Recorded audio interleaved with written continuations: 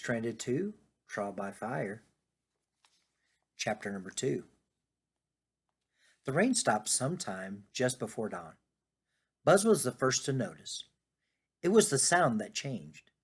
The wind died down first, and then the steady drumbeat of the rain itself.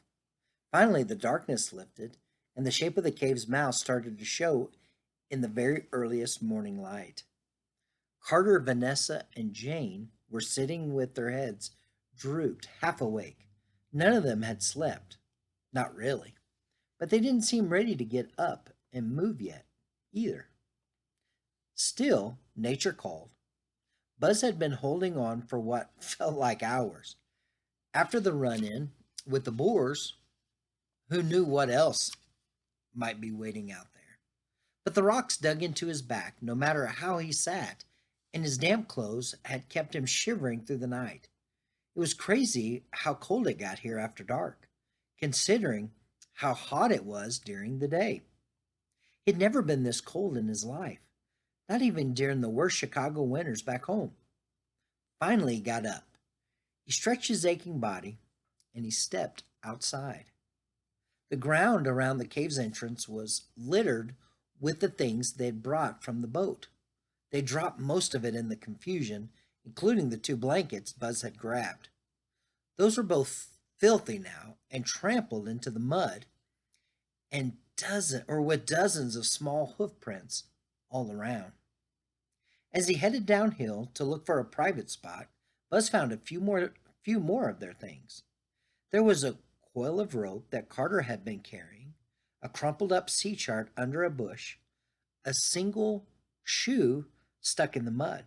And then just before he reached the beach, he spotted Jane's bright yellow waterproof camera. It sat under the palm tree where they'd stopped to regroup. Jane was going to be thrilled. She had brought the camera to the South Pacific to make a video report for her fifth grade class, all about the trip that they were meant to take. That is, until everything went so wrong. It was supposed to be a week of open ocean sailing with their Uncle Dexter and his first mate, Joe Kahali, while their parents honeymooned in Hawaii. 2 months earlier, Buzz and Vanessa's father had married Carter and Jane's mother. The whole idea of the sailing adventure was to give their parents some alone time while the kids got to know one another better as brothers and sisters. Now, Dex and Joe were out there on a life raft somewhere, hopefully still alive. Their parents were 1,000 miles away in Hawaii, and Vanessa, Buzz, Jane, and Carter had been forced to fend for themselves here on Nowhere Island. That was Jane's name for it, Nowhere Island. Why? Because as far as they knew, this place wasn't anyone's map, or wasn't on anyone's map. The only communication they'd managed was a quick conversation with the Coast Guard in Hawaii, and even that had been cut short when their satellite phone had died. Whether or not the authorities would be able to find this uncharted island in the middle of nowhere, Buzz had no idea.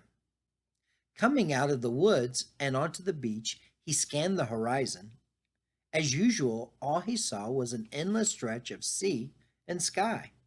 No boats, no planes, no nothing.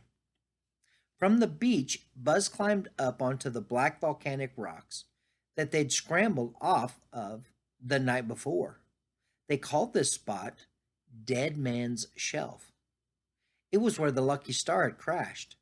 Now the only signs that their boat had been there at all were a few stray pieces of junk left behind, a jagged piece of teak wood lodged between two boulders, a pile of shattered glass in a tidal pool, a section of stainless steel railing that looked as if it had been bent into a crazy pretzel.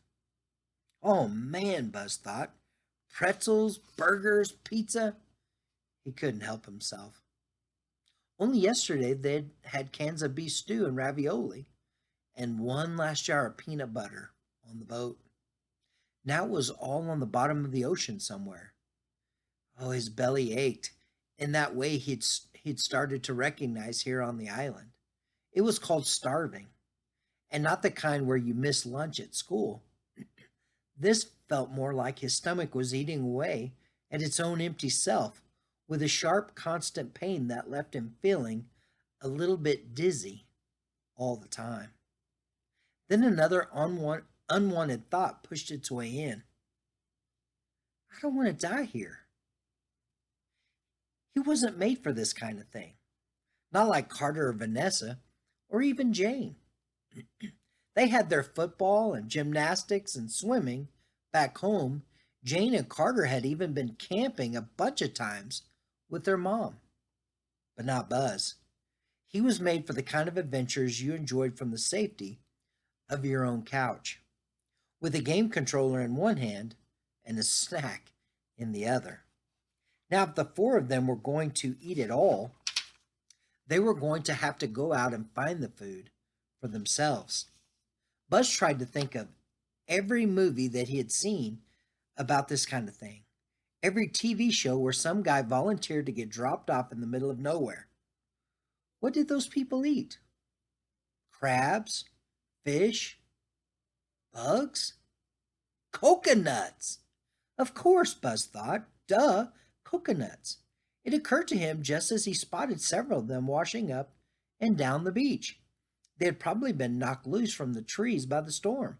More importantly, coconuts were something that they didn't have to catch, kill, or cook if they wanted to eat them. Maybe they weren't beef stew, but right now coconuts were the next best thing. Island's canned goods. Jane knelt on the floor of the cave, digging through the backpack that she had saved from the boat. There wasn't much inside. They had only a minute to grab whatever they could before the boat had been lost. At the bottom of the pack, she found what she was looking for: Uncle Dexter's journal. It was filled with notes and diary entries for every day he'd ever spent at sea on the Lucky Star.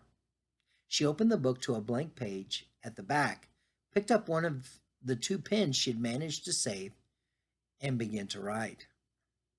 July 2nd, day 8 since we left Hawaii, day 4 on Nowhere Island. Huge storm last night. No more boat. No more food. This is everything we have left. One backpack, one journal, two pens, one blue, one red, two blankets, one pillowcase, one axe, one pot, and one big, sharp knife.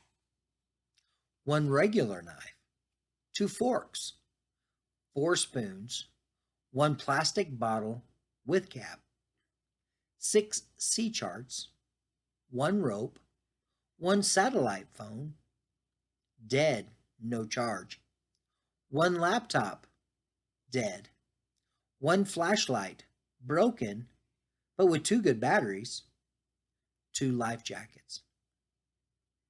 Is that everything? Jane asked. Carter and Vanessa were stacking whatever they could find inside the mouth of the cave where the ground was dry. Almost all of it was covered in mud. The laptop was broken in 2 pieces now, as if maybe one of the boars had stomped it. The memory of that stampede and those crazy screams in the dark sent a shudder right through her. What if it had been one of them stomped like that? Something like a broken bone out here was almost unthinkable, because what could they do about it? Not much. Not with the nearest hospital 1,000 miles away. Hey, you guys! Jane looked across the clearing to see Buzz coming out of the woods. He had a coil of rope on one shoulder, a shoe sticking out of his pocket, and a plastic soda bottle in his hand. He also had a big green coconut under each arm. She quickly crossed out the number ones next to plastic bottle and rope on her list and changed them both to 2s. I got breakfast, Bud said proudly, dropping it all just inside the cave. And that's not all. He reached into another pocket on his cargo shorts and pulled out Jane's camera. Her heart leaped when she saw it. The camera was muddy like everything else, but it was still in one piece. Thank you, thank you, thank you, thank you, thank you. She jumped up and threw her arms around Buzz, before he could squirm away. Vanessa was there now, too. She held her hand out for the camera. Jane, we need to keep that with everything else, she said. You can't use it for videos anymore. What? Jane asked. Why not? It's the closest thing we have to a flashlight, Vanessa told her, her voice softened. I'm sorry. Jane wanted to protest. She had been using the camera to keep careful track of everything that they did before and after the shipwreck. If they ever got home again, people were going to want to know about this. It was important.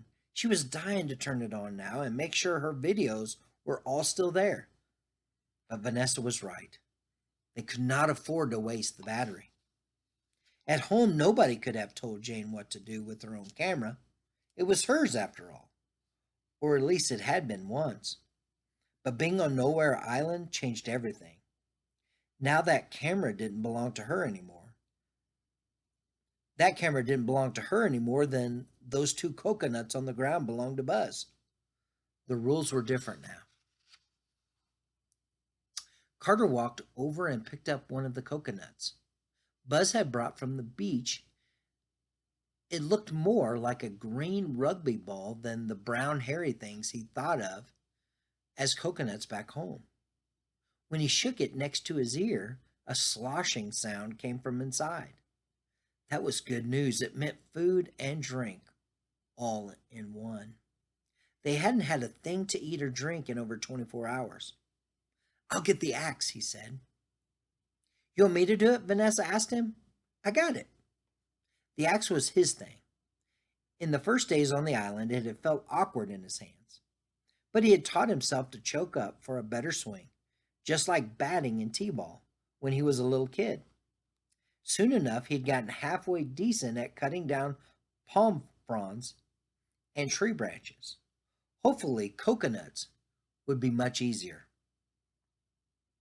He put his foot up on the first one to steady it, and he raised the axe blade to his shoulder. Careful, Vanessa said. I said I've got it, Carter replied. When he brought the axe down, it split the green hull cleanly down the middle with one satisfying chop.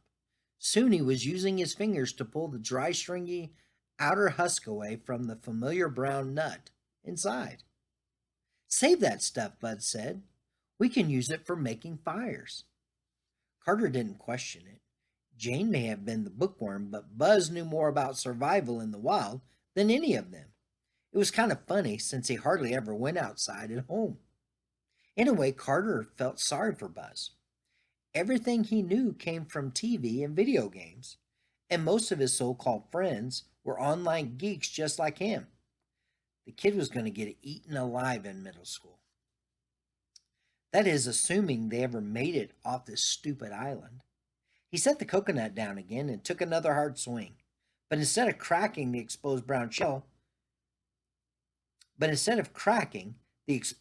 shell shattered into half a dozen pieces before they could even think about saving the liquid inside. It had all spilled into the dirt. Carter, Vanessa said. Give me a break, he said. I've never done this before. I'll get it on the next one. At least it was still the bright white coconut meat itself. Buzz used a kitchen knife to pry it away from the shell and handed it out piece by piece. The flesh was slimy when Carter tried it, and it didn't taste like much. Still, just to chew and swallow something felt amazing. On the second try, he went more carefully. Once the husk was off, he palmed the coconut and pounded it against the edge of the axe just hard enough to put a crack in the side. It made for sloppy drinking, but nobody cared about that. They all sucked down a share of the slightly sweet liquid as fast as they could get it. Are there a lot of these on the beach? Carter asked. Some, Buzz said. Most of them are still up in the trees. Because I am still starving, Carter said. Everyone seemed to be thinking the same thing. As much help as the first two coconuts had been, it was a lot of work for just a few mouthfuls. They were going to have to do better than this.